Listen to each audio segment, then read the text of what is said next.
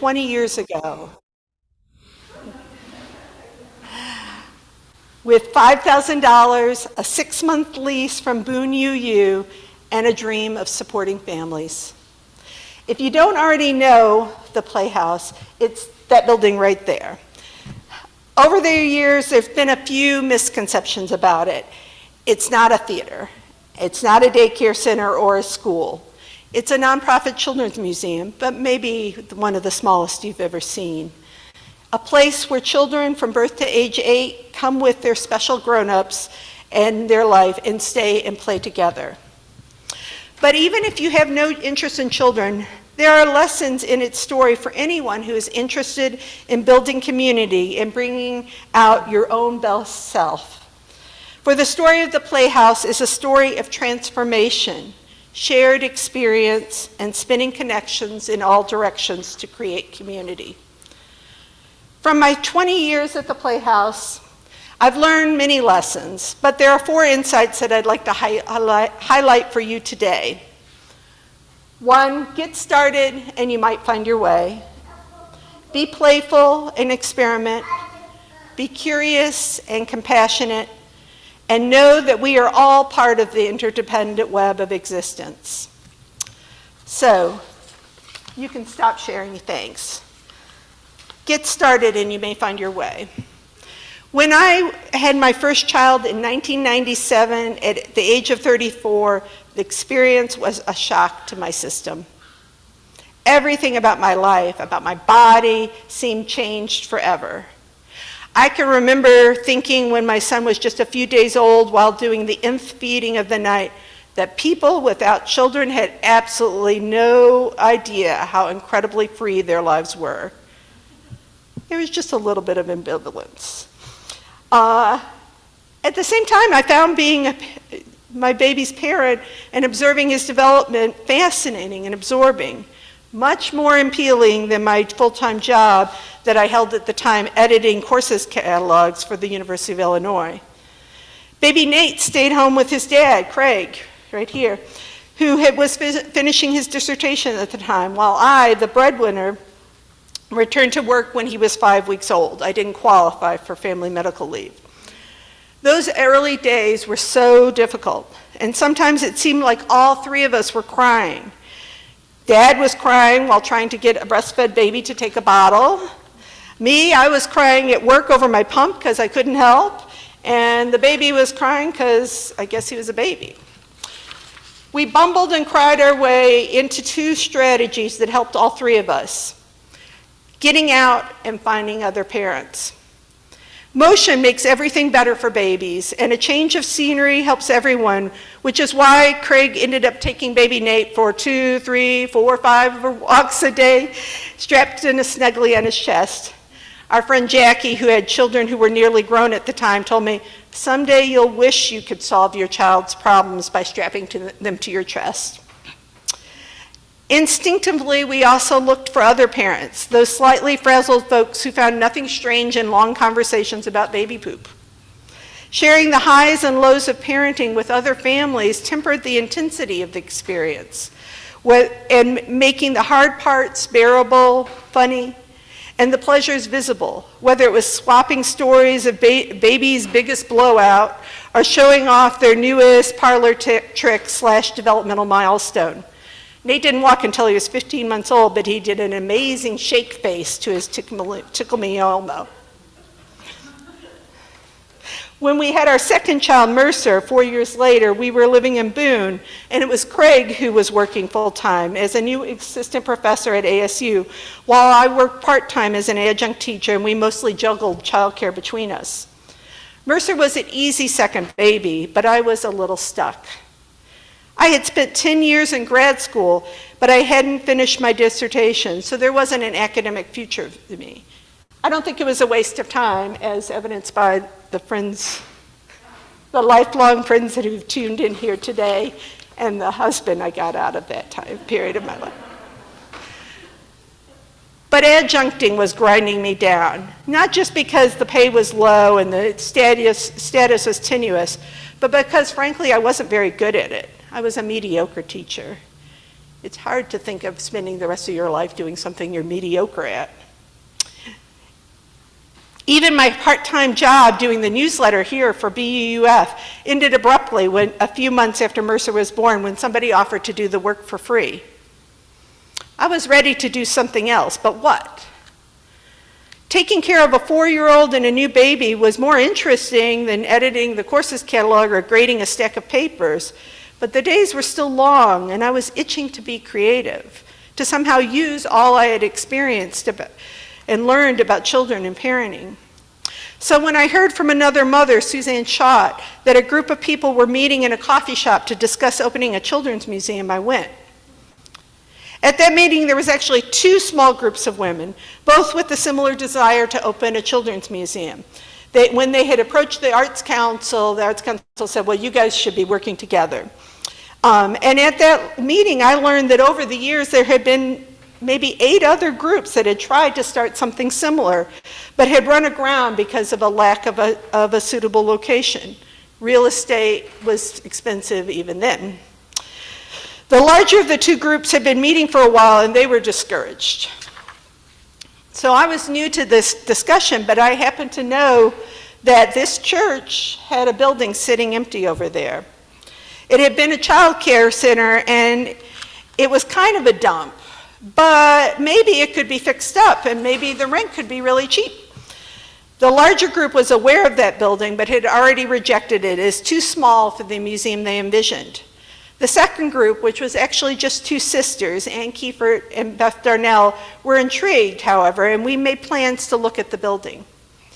When the 2 groups met again, Ann and Beth were enthusiastic about the building's possibilities, but the other group said definitively they did not want to pursue it. I thought the idea was dead, but I had not reckoned with Ann Kiefert, who asked me right after the meeting was over to help her contact the church and talk about leasing the space. After that, the 2 groups never met again. In Ann and Beth and in other early volunteers like John Abbott's wife, Lisa Abbott, I found other women who were feeling a little stuck and looking to get unstuck. We were new to this community, new to parenting, isolated, and less happy at home than we thought we would be. Yet somehow, 6 months later, the Playhouse was open. Looking back, it was as if we were characters in a cartoon and then finding ourselves up against a rock wall, we just took chalk from our pockets and drew the place we needed and walked right in. According to the Association of Children's Museums, emerging children's museums average 3.6 years or more of planning time before they open their doors. And it's not out of the ordinary to hear of museums that took 6 or 7 years to open. Most organizing groups spend those years conducting feasibility studies, securing major sponsors, and having buildings and exhibits professionally designed and built. We didn't take that route. We spent the summer taking turns watching each other's kids so that others could go and paint. We didn't know any major donors, but we found volunteers, including Frank Vino, who was the president of this church at that time, and Ben Edwards, who some of you know, who helped pull up the carpet and refinish the floors. Not an easy task because the rubber backing had been glued down. I came to learn how great Goo Gone was. Some museums open with millions in donations. We had about $5,000 from small donations and grants and from selling pre-opening memberships. If we had waited to raise the money, I wonder if we would have ever opened. Inertia is a great enemy for an endeavor like this, as evidenced by the 8 other groups that had wanted to have museums but somehow never accomplished it. Families with young children change so much in 3.6 years. People change jobs, other children are born, kids grow up, and the need for a children's museum would no longer be personally urgent. We were selfish and we wanted to create something now, something our own children could experience. But we would never have opened it if it had been up to me. I tended to be a dreamer, someone who could generate a lot of ideas, but was a little bit afraid of failure, a procrastinator waiting for the permission for the perfect moment. All talk, no action. But my co-founders, Ann Kiefert and Beth Darnell, were fearless and decisive and unwilling to wait. Here's one example. During that summer that we spent rehabbing the building, we also were looking for money. We weren't that naive. And I tried to write an early learning in the arts grant application to the National Endowment for the Arts, proposing to combine distinguished author and MacArthur Genius Award winner Vivian Paley's story acting methodology with arts instruction for preschool children. I've been reading Paley's books for years, and it just popped into my head as a great idea. But we had to show one-to-one matching for the $30,000 we requested, something that seemed impossible. But I came to the fellowship at that time, and I had met Connie Green, who was also a Vivian Paley fan. And I knew Connie found her inspiring. I dreamed that we could bring Paley to Boone. Connie could get ASU to pay for her to speak, and that would count for some of our matching. But I was hand-wringing over how could I initiate this. I looked on her publisher's website, and I couldn't see how to contact her. Cutting the Gordian knot, Ann Kiefert said, well, she lives in Chicago, right? She picked up the phone, called directory assistants, and handed me Vivian Paley's home phone number. 10 minutes later, I had spoken to my hero. 1 year later, she was here in Boone demonstrating story acting in our little museum, and I was being paid for the first time from that grant. Ann and Beth taught me, just get started. Lesson number 2, be playful and experiment. When you start so small and move so quickly, you capture that feeling from childhood of playing and making it up as you go along. It's liberating to be an amateur. It's like, let's pretend this is a house. Let's put on a play. Let's have a lemonade stand. That kind of permission, that kind of freedom that you might remember from childhood. Those other women at the coffee shop had looked at that building and saw a dump. Too small, too ugly. Compared to other children's museums found in big cities, our building might seem about a little bit as improvised as, only a little bit more improvised than a cardboard fort. Can you share the next slide just for a sec? Something like, yeah, go back. Something like that. You can stop sharing. When we first convinced the fellowship to let us rent the building on a 6-month trial basis at the rate of $300 a month, there were only 1,000 square feet of usable feet in 5 rooms on the upper level of the Playhouse. The lower level had flooding problems and could only be used for storage, and even that, there was carpet down there that would get wet and gross. The outside space was only the upper playground, about 1,300 square feet, including the covered porch, and there was just a chain link fence around a mulched area with a swing set. The lower playground was a garden that was sometimes beautiful and sometimes really neglected and was run by the fellowship. But it was that very humble nature of that space that helped to define some of the core values of the Playhouse. The name, the Children's Playhouse, pretty much captures the homey scale of our museum. Old but not grand, the house has a long history with children. A woman named Doc Tugman kept children back in the 1950s, and her son still lives in Boone, and he's even now a donor. Stuart and Edie Tugman are there. And Edie told me how back in the 60s, they actually spent their wedding night in what is now Romp and Stomp, because it was the tradition at the time to go to wherever someone was having their wedding night and bang pots and pans. So his parents went to their hotel room and they spent their night. They didn't have a ball pit for the extra fun that would have added. But so with such limited space, we had to come up with exhibits that were easy to change and open-ended art and programs. That would be the way we figured out that we could keep the Playhouse interesting to repeat visitors. The classic play materials of childhood, sand, water, blocks, paint, were happily within our budget.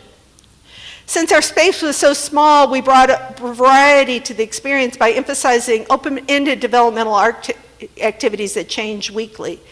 I had the responsibility of planning the art activities, and I read dozens of books that first year and would just go to bed buzzing with ideas. Even today, the art room is the center of our space, and there are 3 or 4 open-ended activities that are offered all day, every day, something that you sometimes won't find in a bigger museum that can't afford to use up those many consumables. Over the course of the next 17 years, we slowly carved out more and more space and function from that limited location, got the fellowship to fix the flooding problems, and eventually doubled our usable space to include 8 play areas using both floors, a kitchen, an office, and 2 outside spaces. Our current square footage is 2,600 square feet inside and just over 2,000 square feet outside. But what we learned about play, or about child development and play through reading and participation in the Association of Children's Museum and just simple observation, strengthened our commitment to keep it simple. Our exhibits are low tech: a vet clinic, a farm stand, a kitchen, a block area, a handmade pop-up train table, a sandbox, but full of the loose parts that delight children and provoke so much creative play. The loose parts, basically I'm defining it just as anything that you can pick up and move, and they sure do pick them up and move. One day I came in and I couldn't find any of the play food in the farmer's market and was going to pick, this was after there had been foster respite care the night before, and I was cleaning up a little bit and picked up the cat carrier for the vet clinic, and it was so heavy. Every single bit of food had been stuffed in there. The loose parts are challenging to keep up with, even with our modest attendance numbers, about 14,000 a year. And we spend a lot of time and effort to keep things sanitized and weeding out broken items. One day I thanked 2 moms as we were all on the floor retrieving cards and blocks, and they said, "Well, of course, this is our home." Like other museums, we tend to lose visitors on sunny days. We're lucky that we have outside space, even as small as it is. But how could we make it more enticing? Given the size of the space, we couldn't have large climbing structures. There wasn't a sufficient fall zone.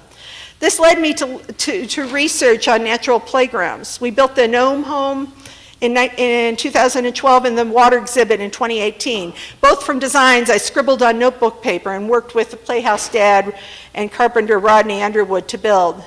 Both feature simple machines. The Gnome Home has a bucket and pulley where the kids can put blocks of wood in and send it up in the pulley and then put it down a chute. And the water exhibit has a working pump, and they can move water around.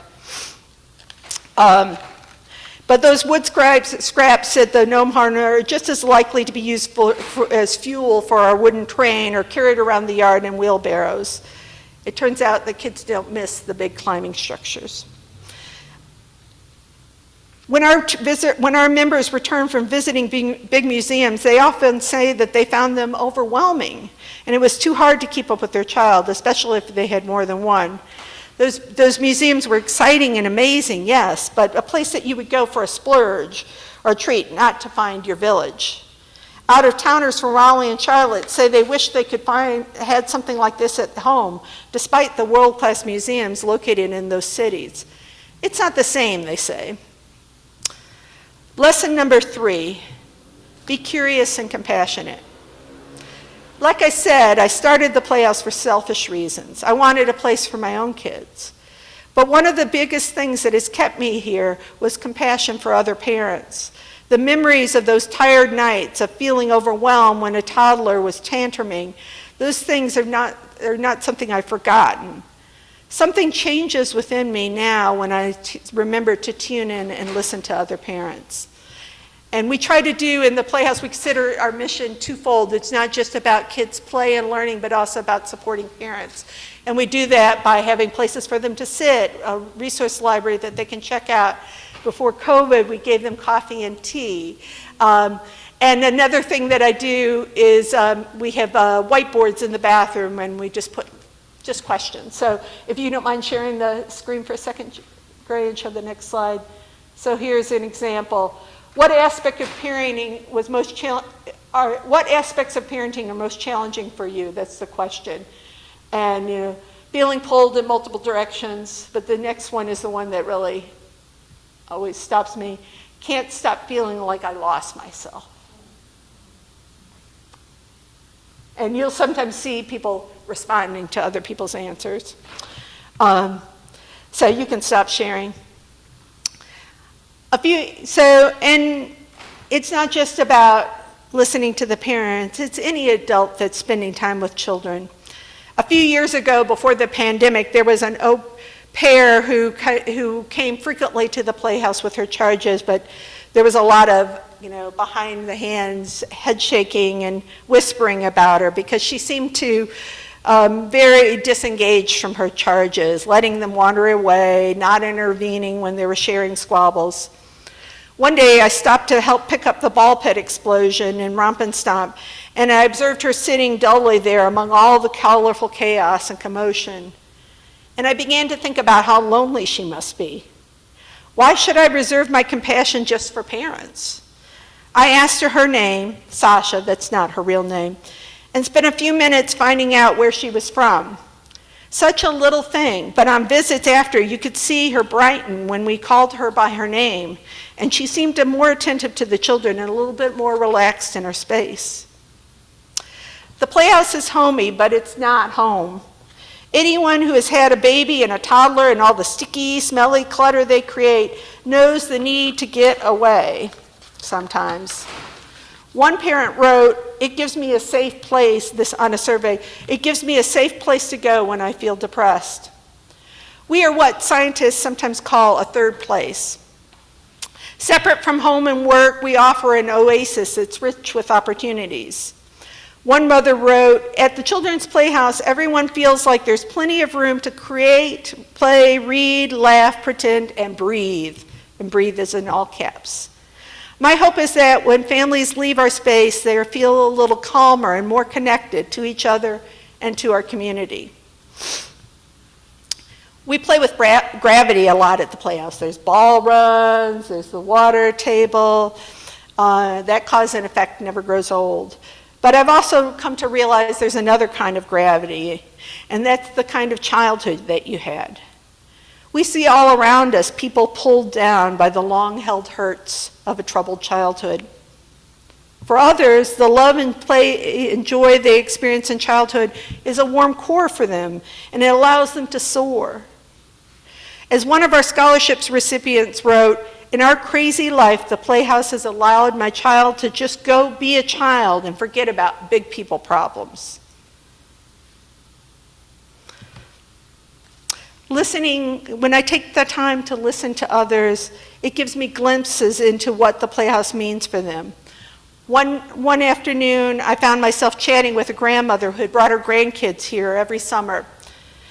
We were outside doing a program called Backyard Bug Safari, and I just hung at the back and was talking to this grandmother, and she told me, "Oh yes, we come every summer," and then she pointed at her 4-year-old grandchild or 6-year-old and said, "We had the hardest year this year."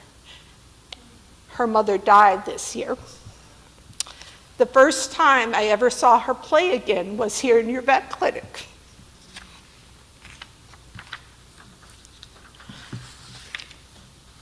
Our scholarship program, which has been in place from the very beginning, provides free memberships to low-income families and social services agencies.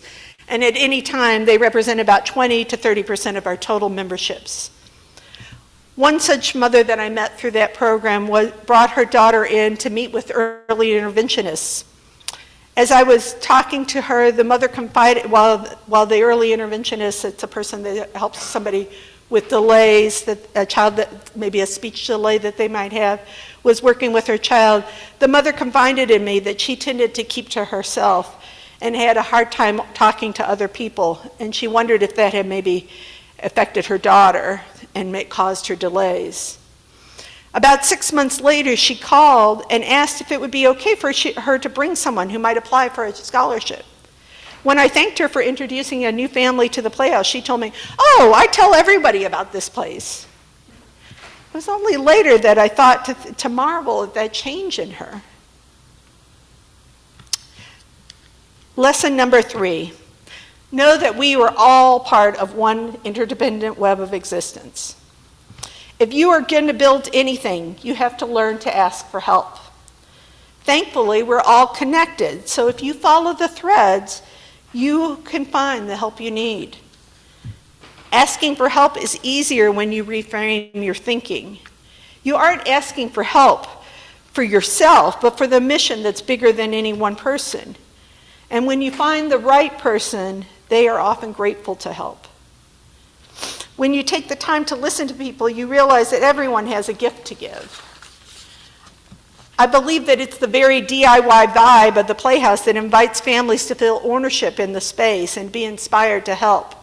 Our programs, our playscape, our events, almost all of them began as conversations over the heads of playing children. Oh, you're a science teacher? Oh, you're a carpenter? Oh, you work at a paint store? Oh, you used to be an event planner. There's a big thrill to me in matching a person's talent to their need. I've learned that when people are invited to contribute their best talents, they feel empowered and as excited as children at play. Working at the Playhouse created new personal connections for me and filled gaps in my life that I felt living here so far away from family. We made our strongest and most endearing friendships from people I met at the Playhouse. I also found surrogate mothers and mentors from many older women in the community who helped, including the late Donna Duke, Frank Vino's mother-in-law, Alice Naylor, Betty Bond, and Maggie Christianberry, among a few. Would we have ever even known each other without this common purpose? Of the 3 original founders, I'm the one who stayed, but it is far from a one-person show. When I use the word we in this story, it's not a royal we, but the people in that we have changed throughout the years. In over 20 years, hundreds of people have labored mightily to help the Playhouse survive and thrive. When the first ones left, I truly mourned and felt abandoned. But I've come to realize that I have to be open to the evolution of people's lives, including my own, and have faith that the mission will draw new people to the work. And sometimes the web brings them back again. Can you share the screen?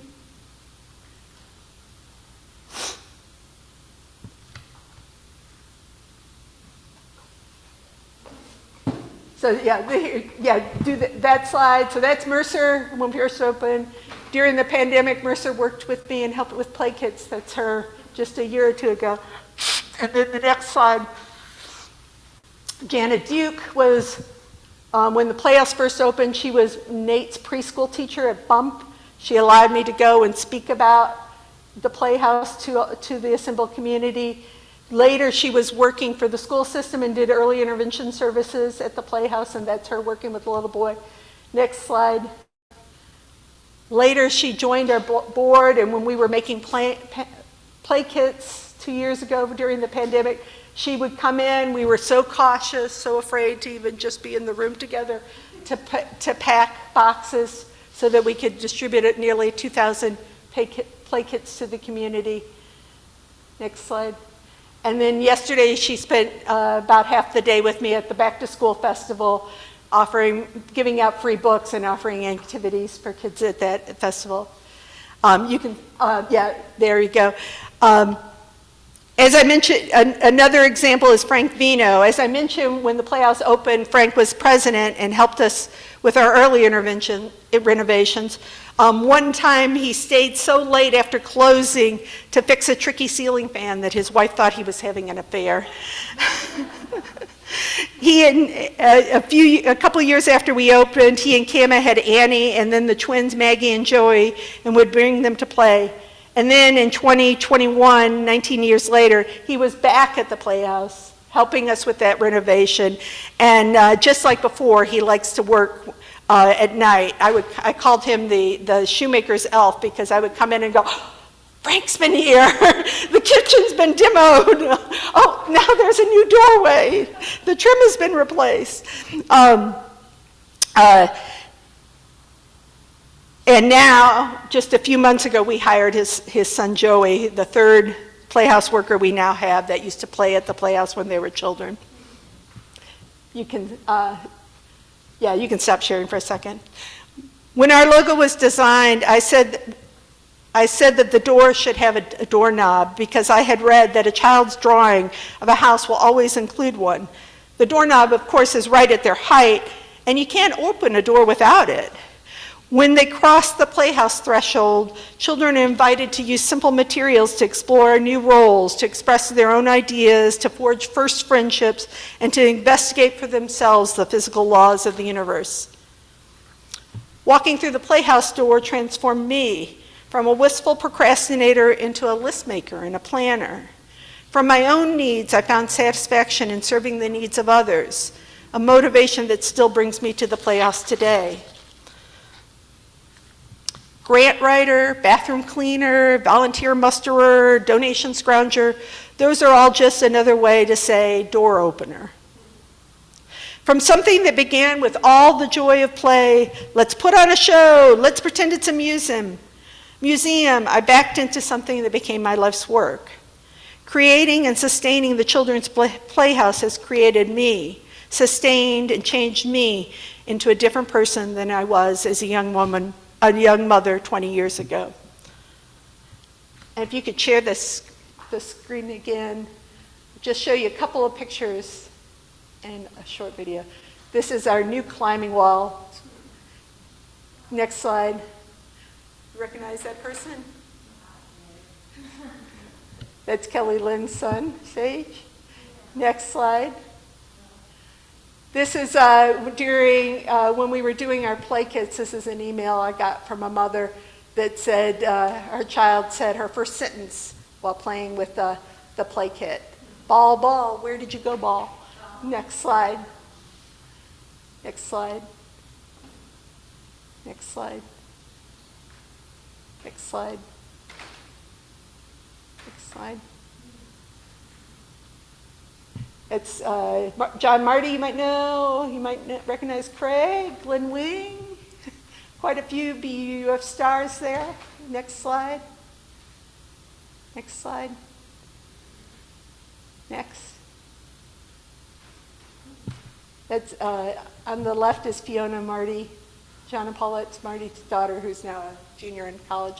Next slide. And I'll close by showing this video. It was made before the pandemic, so the Playhouse is more beautiful now, but it really captures the spirit of what it's like to bring a child there and to play there. And I want to give a big shout out for the music, which is by Tommy Smith. It's an original song that he plays, and Tommy still occasionally comes to the Playhouse and plays for kids. So if you can play that video.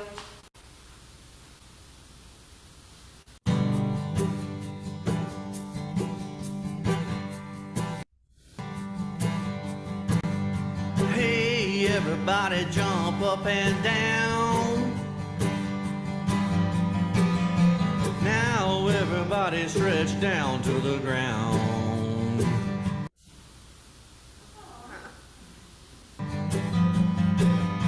Stand back up and reach your hands to the sky.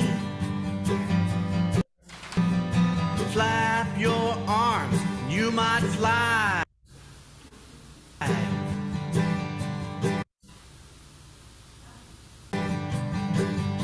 Some people like to run around, but I like to jump up and down like a chicken on a trampoline.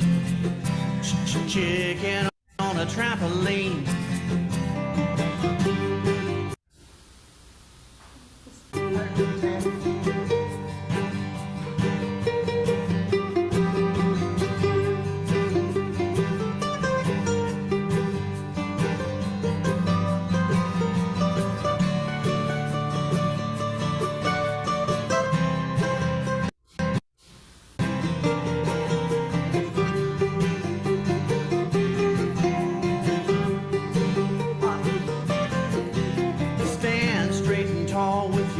To your side. Now strut around like a chicken full of pride. These very still and take a deep breath too. Now let me hear you cock-a-doodle-doo. Some people like to run around. I like to jump up and down like a chicken on a trampoline. Chicken on a trampoline. Sweet as a jelly bean. Munching on a tangerine. Slick as Vaseline. Thank you.